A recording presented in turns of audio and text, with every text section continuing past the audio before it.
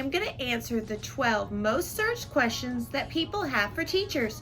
We're wasting time.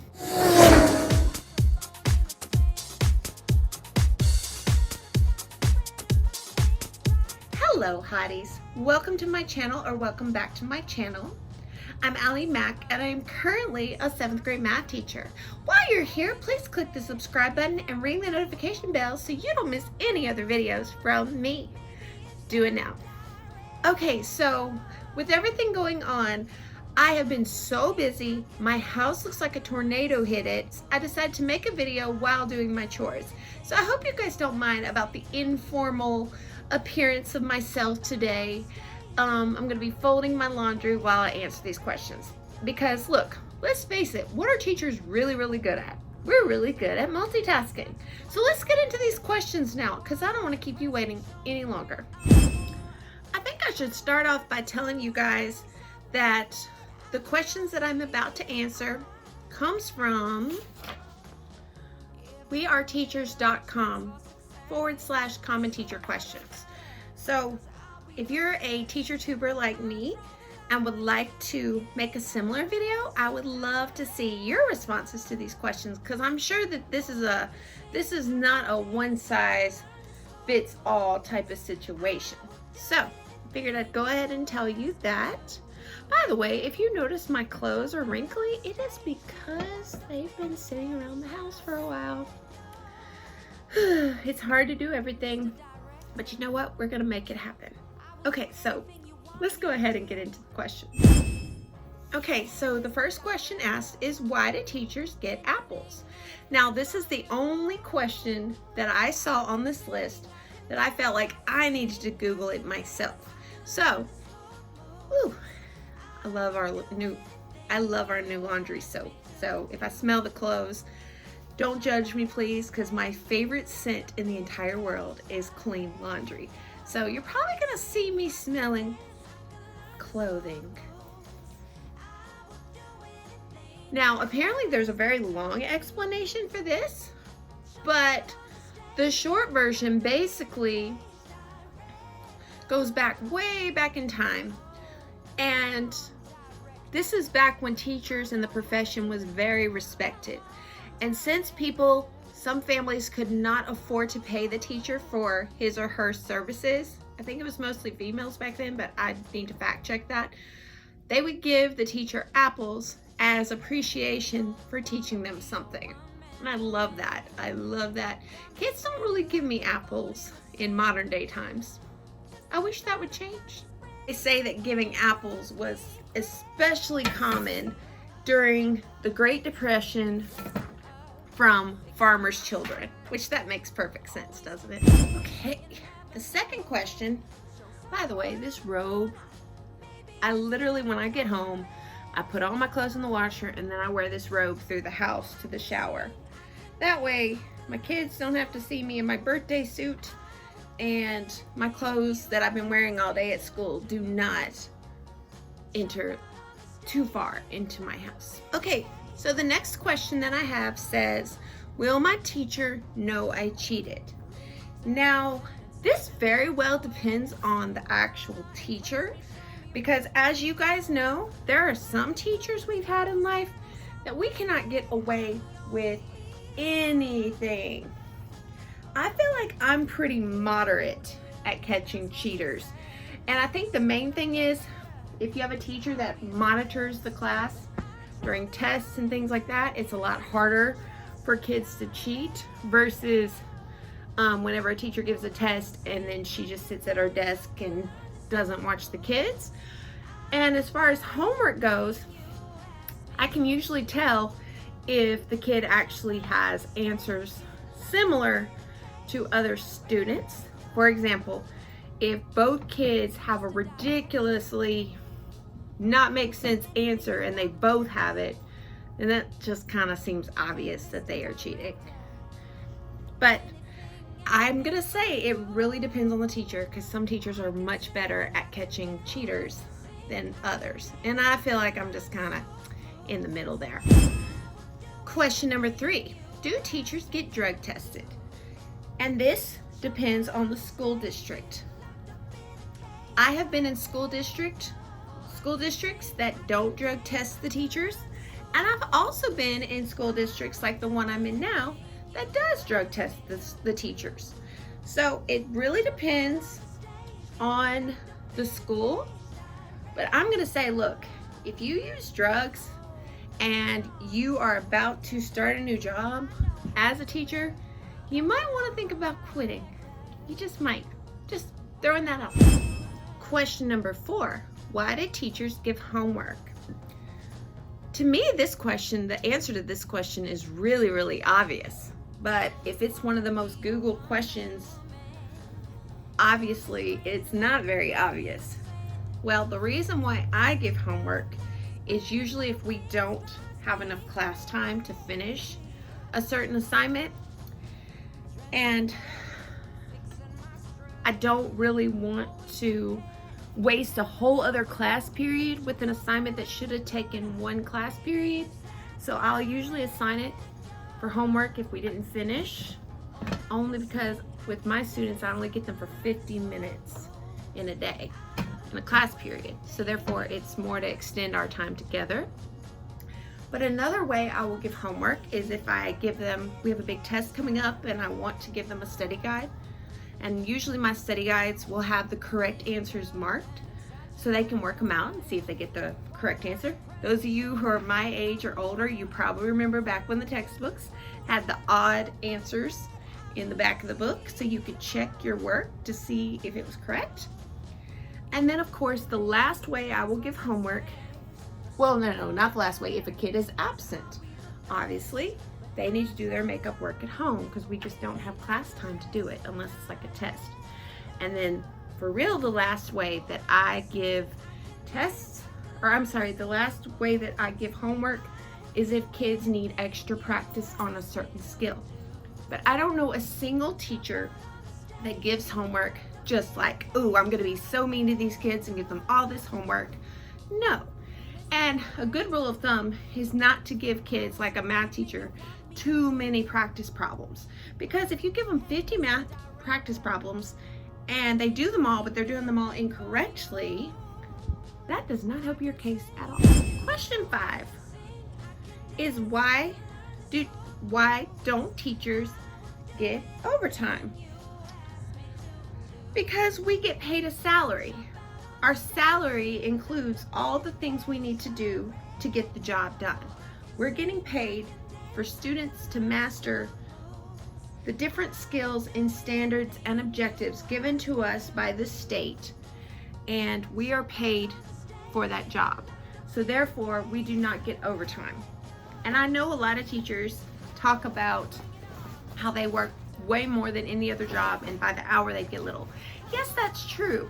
And this might be a very controversial thing to say, but I found that when I quit trying to make everything cutesy pie and just focus on the work and them practicing the work, I usually don't bring too much work home unless it's the beginning of the school year. So like I spent a good bit of time yesterday making presentations and such, but usually if you work smarter and not harder, you really shouldn't have to bring work home. Now, I'm saying this as a teacher going on her 11th year, and I did not get to a place like this until like my 8th or 9th year. So it is something you can strive towards, but it takes a little time to get used to what you need to do.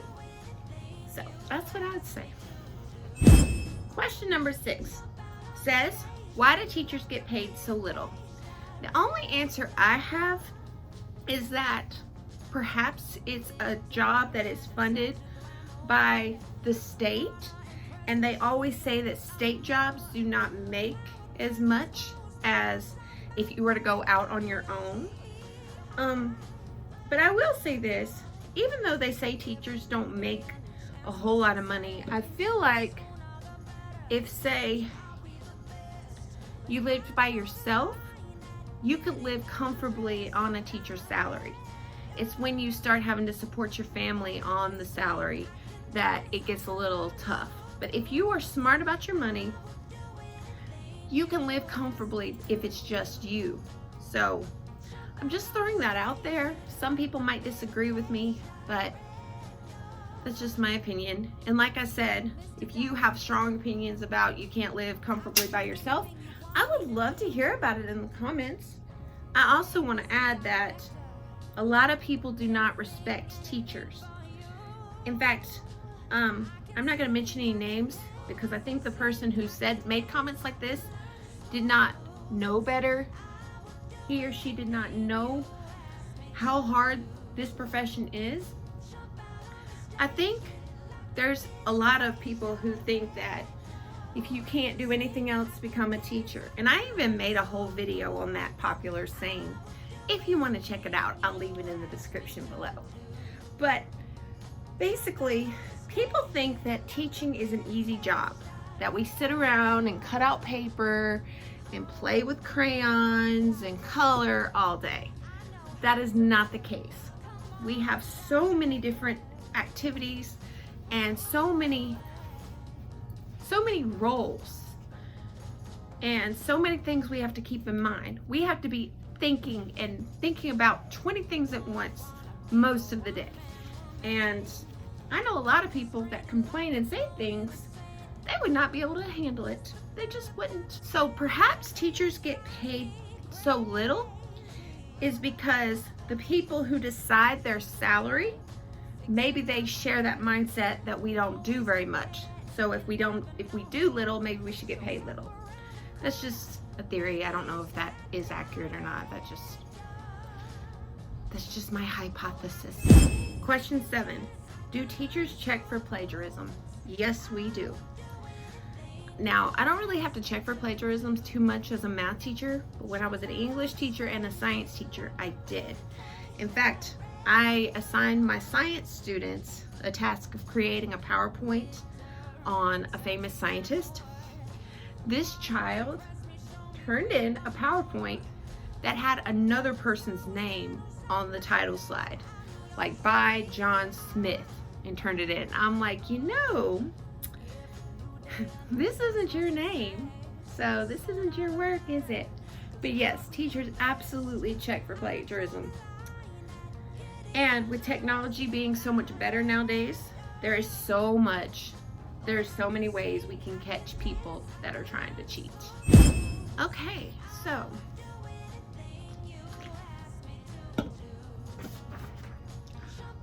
question 8 says, why do teachers quit teaching? I actually made an entire video about this. Something like the dark side of being a teacher. I'll leave that link in the description below as well. But basically it talks about teachers' mental health declining and how overwhelming our job is. And with people like me that have really high anxiety, it can like cause you to think your whole world is collapsing. But a lot of reasons teachers leave is because of little pay, little respect, not enough resources, and the main one is nowadays with all the paperwork, it's like more of our job is about preparing and analyzing student data than it is about the actual teaching. And I know that we need to analyze the data to know how to teach, but like with all the testing and teaching to the test, it becomes really stressful. But there are many reasons why teachers quit. Some of them have babies, so therefore they want to take care of their kids. But really, whenever people leave the profession, a lot of it is like a personal choice. Okay, so the next question that people like to ask, number 9, why are teachers so tired? Now, I know why I am tired. It's because I have really bad anxiety, and being wound up all day, nervous about what could happen or not happen, by the time you get home, it leaves you so exhausted. Could you imagine being in fight or flight, feeling all day long, especially when you have students that you really have to stay on top of? It is not as big of a problem as it usually is this year because we don't have as many students, so that's really helpful. And you know, all things considered, this is like one of my best years ever. Like, there's a sense of family and community amongst the faculty and staff and the students. So like when we get a new kid in and they want to show their rear end, I'm like, what are you doing? You're messing up our vibe. So that's that. So that's why I'm tired all the time. And it's kind of overwhelming to be on spotlight all day, especially if you're introverted like me. And I can only speak for myself on this question, but that's why I am tired all the time. Question 10 says, are teachers underpaid? Many teachers would say that they are underpaid. And to be honest, I feel like what I do and everything I'm responsible for, I should make a larger salary. But I'm really not going to complain because I did not do this for the money. No other teacher did this for the money that I know of. They did it for the summers. Just kidding. Anyway, I always tell my students I try to be funny, but I'm not funny. Because whenever I'll try to make a joke, they'll look at me. I'm like, I'm just trying to be funny, but I'm not funny. Anyway, so most teachers are not in it for the money, but I really think with a higher salary, we would have more respect, because you guys know people who make more money earn more respect from the community. But for what it's worth, I've never had anyone disrespect me, at least not to my face, for being a teacher. But as far as being underpaid, in Mississippi, the starting salary for a brand new teacher is $30,000 a year. And the more you teach and the more degrees you have, the more that number increases. So I guess it depends on what your definition of underpaid is. If you lived in a family where your parents only worked minimum wage and only made minimum wage money, then maybe it wouldn't seem like you're being underpaid. But if you lived in a home where your parents made 50, 60, 70, even six-figure salaries, you might think that being a teacher is underpaid. So I guess it depends on your perspective. Number 11, it says, who are teachers voting for? Once again, I cannot speak for everybody, but I tend to lean more towards the Democrat side of politics. Some things I don't agree with or used to be very strong about, but as I've gotten older, my perception has changed dramatically. But I believe this year I am going to be voting for Joe Biden and Kamala Harris. I really want to see a strong woman as either the president or the vice president. And I really feel like they seem very presidential. And please don't give me any hate for this. Like, if you have an opinion and you are really for the other side, I don't want to hear it. I don't really care. I don't want to hear it, okay? I just don't. I mean, it's a personal choice. And I feel like voting for them would help my family and my situation better. And I also think that they will handle this pandemic better too. But that's just my opinion. I don't want to talk politics. If you want to pick a fight with someone, you can pick a fight with my husband because he's for that. But he wants to fight with you, but I don't at all. I just feel like when I see Joe Biden and Kamala Harris, I feel a sense of normalcy. Like, that's what a president is supposed to be like, you know? Anyway, and I felt that. I finished my first laundry basket. Time to get another one. Okay, the last and 12th question. Why don't teachers like Wikipedia? Because when Wikipedia started up, a lot of times their information was not factual. So you weren't sure if what you're reporting on was actually real. Teachers like to know that their students are reading information from reputable sources, like journals or online magazines, things that are reputable and not that just anyone can go in there and edit.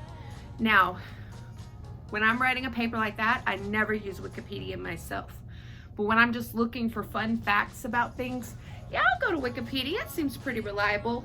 But I'm not going to go to Wikipedia if I have to write a professional research paper. Okay, that is the 12 questions, y'all. You should see all the laundry I got done. Let me show you. fixing my strut. Always prepared, you never know. Time to put it away, and I appreciate you guys listening to me talk while I completed one of my biggest chores today. All right, that is it for this video. If you found it helpful, informative, or even entertaining, please like, share, and subscribe. Oh, come on, you know you want to subscribe. Have you subscribed yet? Have you subscribed yet? Okay, I'll leave you alone now. Comment below a clothing item emoji of your choice. And as always, you guys have the best day in the world. Look, world. And I will see you in my next video. Goodbye.